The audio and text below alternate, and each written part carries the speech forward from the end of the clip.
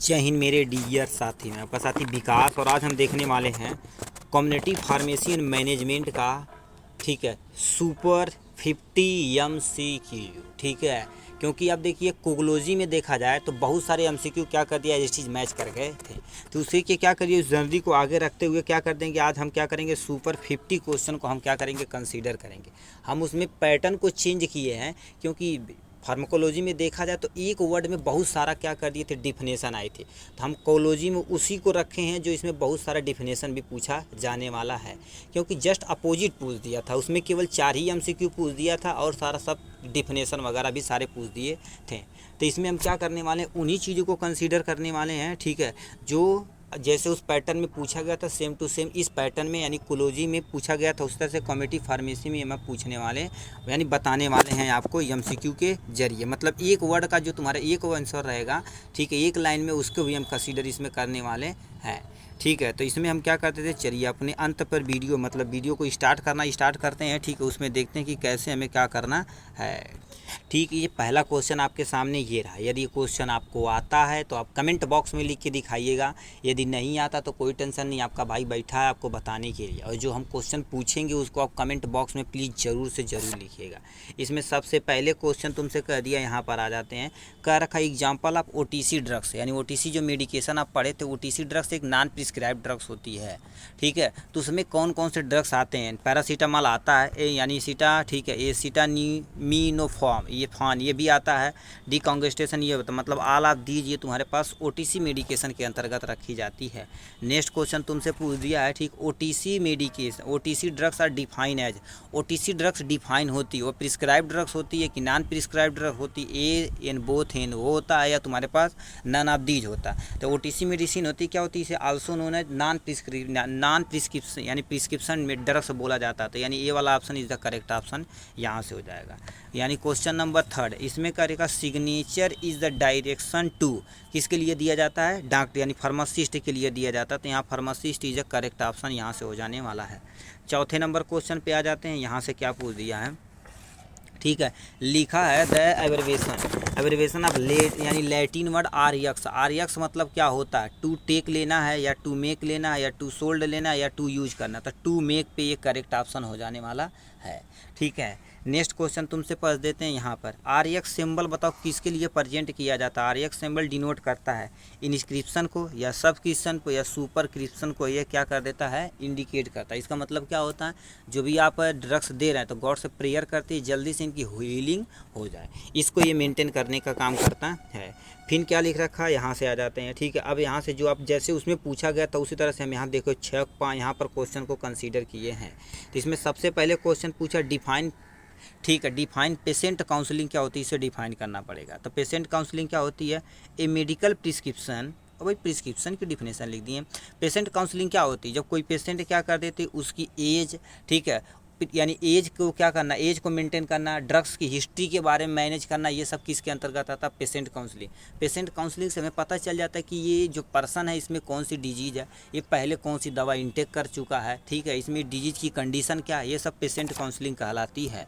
Next में लिखा telephonic communication क्या होता है। टेलीफोनिक कम्युनिकेशन क्या होता है, telephonic communication refer to exchange of information through the telephone.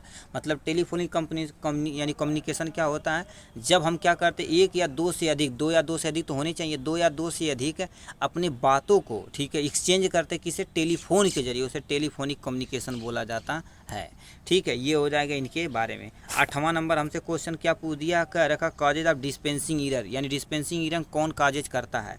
तो डिस्पेंसिंग ईरर देखा जाए तो कौन काजेज करता है, यहाँ से इसका आंसर सामने ये दे रखा है, ठीक है, डिस्पेंसिंग, ठीक है, dispensing and incorrect medication, dosages strength, contamination, ये सब भी क्या कर सकते हैं, हमारी ईरर यानी डिस्पेंसिंग को ईरर में पहुंचा सकते हैं। यानी कैसे कॉजेज करते हैं, मानते आप प्रॉपर अमाउंट में मेडिकेशन नहीं दे रहे हैं, डोज स्ट्रेंथ सही से नहीं मेंटेन कर पा रहे हैं, कंटामिनेशन का चांस बढ़ जाता है, तो हमारा, ठीक है, डिस्पेंसिंग ईरर हो जाती है। नेक्स्ट उसी में क्वेश्चन तुमसे हमसे कह दिया है, ठीक है, उसमें नेक्स्ट क्वेश्चन क्या पूछ दिया है, कह दिया फार्मल कम्युनिकेशन क्या होता है। फार्मल कम्युनिकेशन क्या होता है, इसके बारे में बताना पड़ेगा, ठीक है। तो यहाँ से फॉर्मल कम्युनिकेशन क्या होता है, लिखा it refer to exchange of information.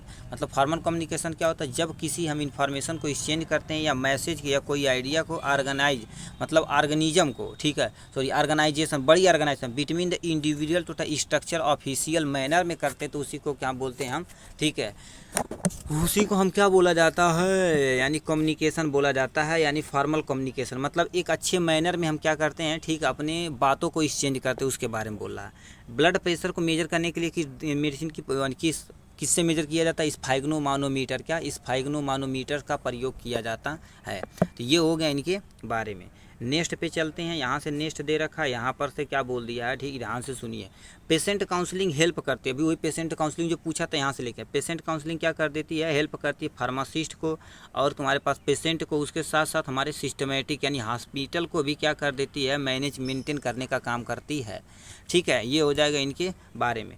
लिखा what are the 3 verbal communication के बारे में आपको बता देना है।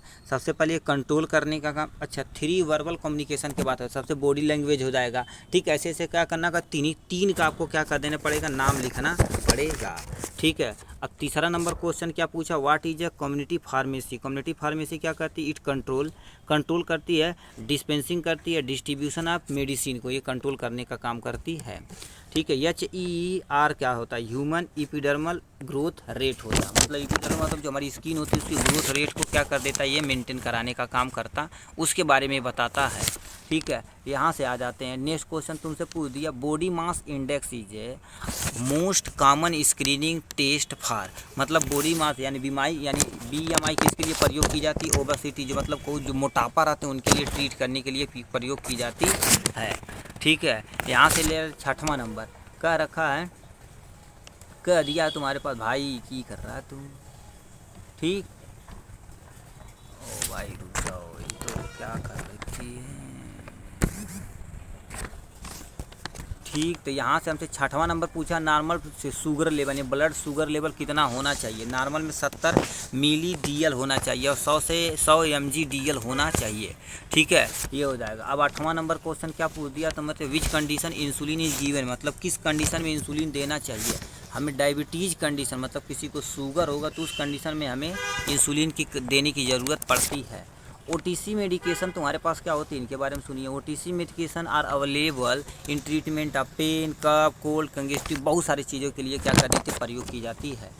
9वां number, what are the role of pharmacist in community pharmacy. मतलब कम्युनिटी फार्मेसी में, ठीक है, यानी फार्मासिस्ट की क्या ज़रूरत है, इनका मेन फंक्शन क्या होता है, ठीक है, यानी मेन फंक्शन क्या होता है, डिस्पेंसिंग, दवा का डिस्पेंसिंग करना, ठीक है, मेडिकेशन करना, हेल्थ स्क्रीनिंग करने का काम क्या होता है, कम्युनिटी फार्मेसी के अंतर्गत आता है, ठीक है। यहाँ से दे रखा है, ठीक है, क्या रखा है, कह दिया है तुम्हारे पास medication non adherence can be beneficial to achieve the good health. मतलब क्या कहते हैं, नॉन अधरेंस जो रहता है उससे किसके लिए बेनिफिशियल रहता है, गुड हेल्थ के लिए, ठीक है। नहीं, अधरेंस जो रहता है वो हमारे हेल्थ के लिए सही होता है, ठीक है। नॉन अधरेंस हमारे लिए क्या होता है, ख़राब होता है। तो ये तुम्हारे पास क्या हो जाएगा, फॉल्स आंसर हो जाएगा यहाँ से, ठीक है। ये हमारा 20 क्वेश्चन यहाँ से हो गया आराम से। अब हम रहते हैं, ठीक है, नेक्स्ट क्वेश्चन की तरफ रुक करते हैं। यहाँ पर हमसे क्या पूछा है, सबसे पहले पूछा डिफाइन वेंडर सिलेक्शन क्या होता है। इस बार तो भाई 150% मैच करने वाला है, ठीक है। आपका देखिए वेंडर सिलेक्शन क्या होता है, इसके बारे में आपको बता देना है। इसकी डिफिनेशन समझते हैं, हम नीचे देखते हैं, ठीक है। वेंडर सिलेक्शन की डिफिनेशन एक एक हम करके सबको क्या करेंगे, कंसीडर इसमें किए हुए हैं, सबकी डिफिनेशन लिखे हैं, ध्यान से सुनिएगा।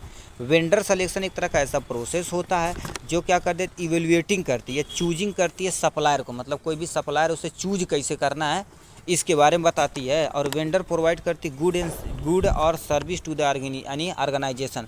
मतलब कोई भी ऑर्गेनाइजेशन है तो उसकी क्वालिटी सर्विस मेंटेन करने का काम करती है, वेंडर सिलेक्शन ही कहलाता है। Vendor selection is also known as supplier बोला जाता है, ठीक है। नेक्स्ट में तुमसे क्या लिख रखा है, इसे ध्यान से सुनिए, ठीक है। यहाँ से क्या कर देते हैं, ठीक है, यहाँ से अब वही सब पूछ दिया है, कह दिया है aim of community pharmacy. Community pharmacy के एक्चुअल में एम क्या होता है इसके बारे में आप तो बताना। क्वेश्चन नंबर दूसरे पे चलते हैं, इसमें क्या बोल दिया है, कम्युनिटी फार्मेसी तुम्हारे पास क्या होती है, refer to setting way the pharmacist provide the service to the general public.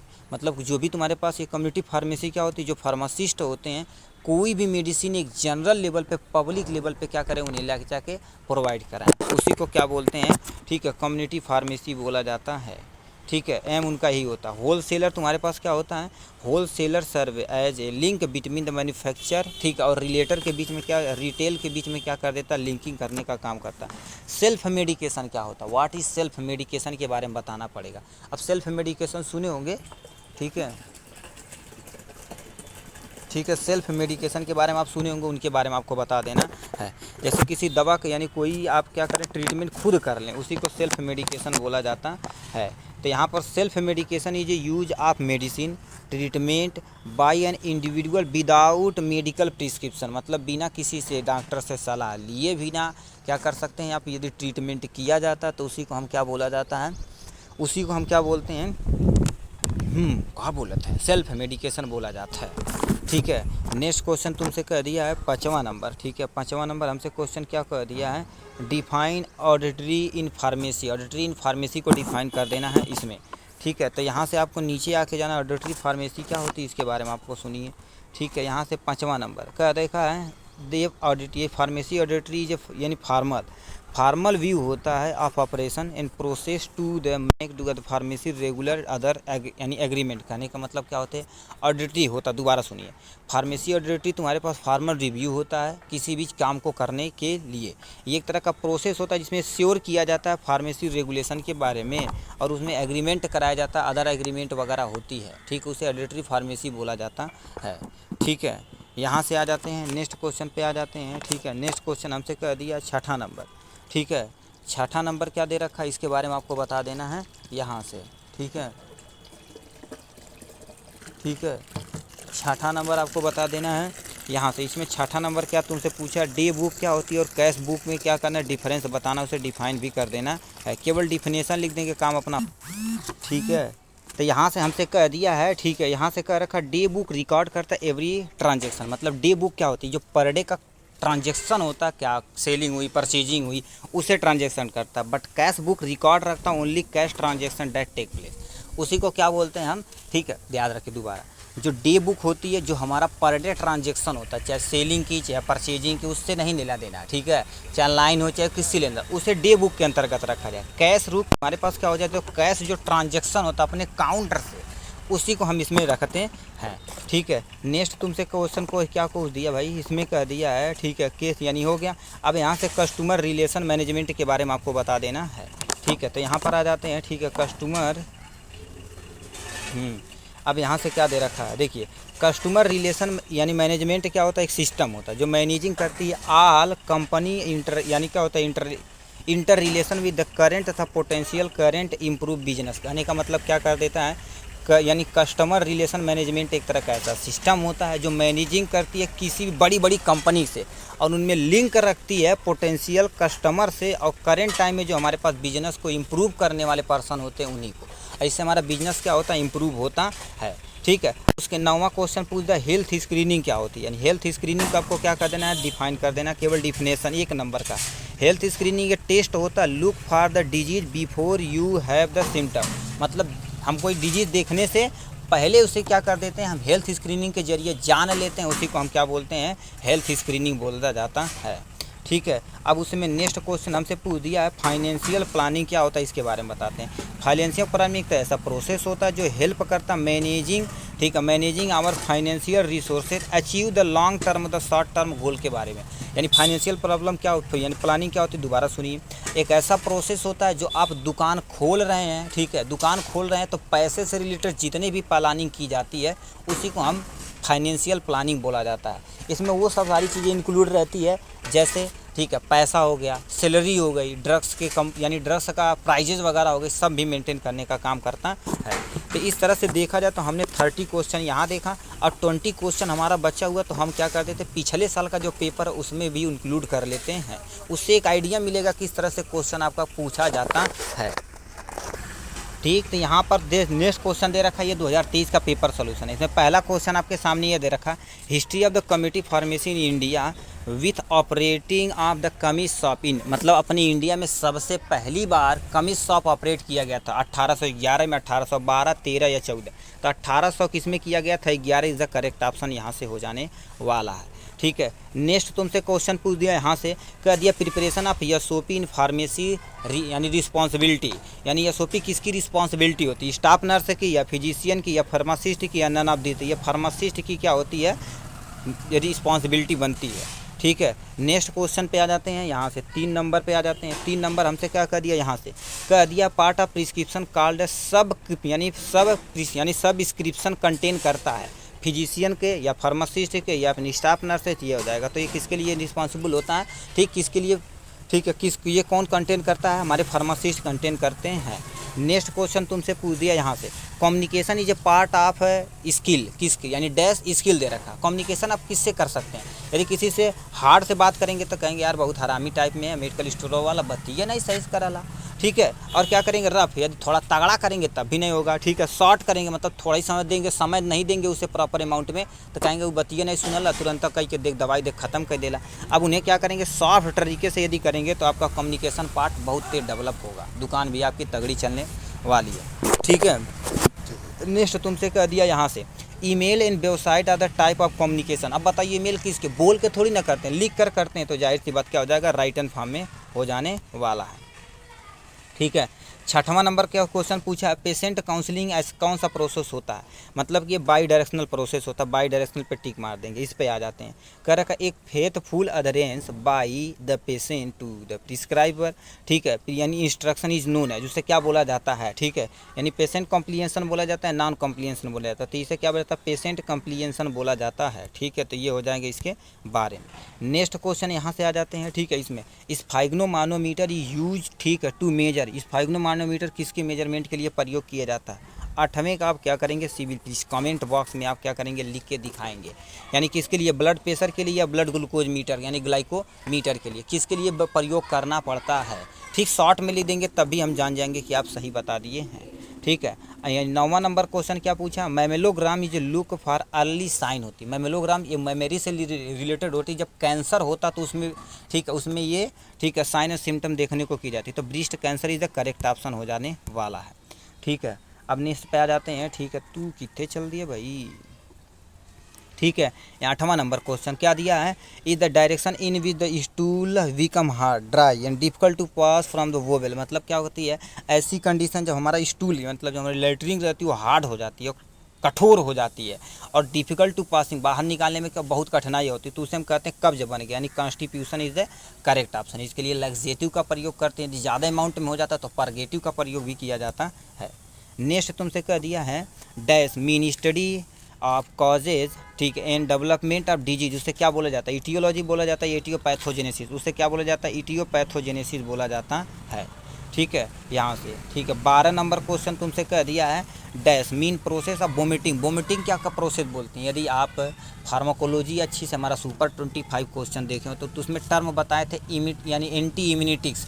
Anti इम्यूनिटिक ऐसी दवा होती है जो वोमिटिंग को कम करती है, तो यहाँ से लिखा है इम्यूनिस, तो इम्यूनिस इज द करेक्ट ऑप्शन यहाँ से हो जाएगा 12 नंबर का। ठीक है, नेक्स्ट पे तुमसे आते हैं 13 नंबर क्वेश्चन पे, यानी ओटीसी क्या होती है, ओटीसी ऐसी कौन सी ड्रग्स होती है, प्लीज़ इसे भी कमेंट बॉक्स में आप लिख के दिखाएंगे। यानी 13 नंबर भी बताना, प्रिस्क्रिप्शन की नॉन प्रिस्क्रिप्शन ड्रग्स होती है, इसके बारे में आपको बता देना है, कौन सी ड्रग्स होती है इसके बारे में जल्दी आप प्रिंट करके बताइए। ठीक है, नेक्स्ट क्वेश्चन पूछा है, अमाउंट कंट्रीब्यूट बाई, ठीक है, इसे भी आप कमेंट बॉक्स में लिख के दिखाइएगा। ठीक है, इस लिखा है अमाउंट कंट्रीब्यूट बाय द प्रोप्रिएटिव और पार्टनर, ठीक है, यानी partner in the business is known. कहने का मतलब क्या कर देते हैं, एक कोई बिजनेस खोले हैं उसमें जो कंट्रीब्यूट करता है, ठीक है, और आपका पार्टनर रहता है, उसे क्या बोला जाता है, कैपिटल बोला जाता है या असिस्टेंस बोला जाता है, इसके बारे में आपको बता देना है। यहाँ पर क्या लिखा है, वीडी एनालिसिस मेथड, मतलब वीडी एनालिसिस मेथड में जब पढ़े तो ई का मतलब क्या होता है, वी से वाइटल होता है, ई से एसेंशियल होता है, डी से डिजायरेबल होता है, तो ई फॉर क्या होता है, essential is the correct option यहाँ से हो जाएगा। ठीक है, अब 16 नंबर की तरफ रुक करते हैं, मिनिमम स्पेस, ठीक है, require for the retail drugs store, मतलब एक छोटी सी अब दुकान खोलना चाहते हैं तो कितनी जगह की ज़रूरत पड़ती है, तो 10 बाई 10 का कमरा रहेगा तो चल जाएगा, तो यानी 10 मीटर, अरे भाई 10 बाई 10 मीटर मतलब बहुत लंबा हो जाएगा जी। ठीक है, 10 मतलब दे रखा, उसमें दे रखा था स्क्वायर फीट दे रखा था। इसे एक बार गूगल करिएगा मेरे भाई, ठीक है, क्योंकि जब भैया नहीं वो पढ़े थे, ठीक है, तो उसमें डिज़ाइन और इंटीरियर के बारे में पढ़े थे, तो उसमें लिखा था 10 स्क्वायर फीट यानी कि हमारी होती है, ठीक है। तो मगर यहाँ पर मीटर स्क्वायर दे रखा था। प्लीज़ इसे एक बार गूगल करिएगा, ठीक है। Minimum space requirement of the retail drug storage के बारे में आपको बता देना है, ठीक है। नेक्स्ट क्वेश्चन यहाँ से आ जाते हैं, ठीक है, यहाँ से आ जाते हैं, ठीक हो भाई, कितने चल रही है तू, ठीक है। यहाँ से कह दिया minimum practical training required for the registration of pharmacist in not less than, मतलब यदि आप फार्मासिस्ट कर लेते हैं तो ट्रेनिंग यानी आप जो अप्रेंटिस करते हैं हॉस्पिटल में कितने घंटे का होना चाहिए।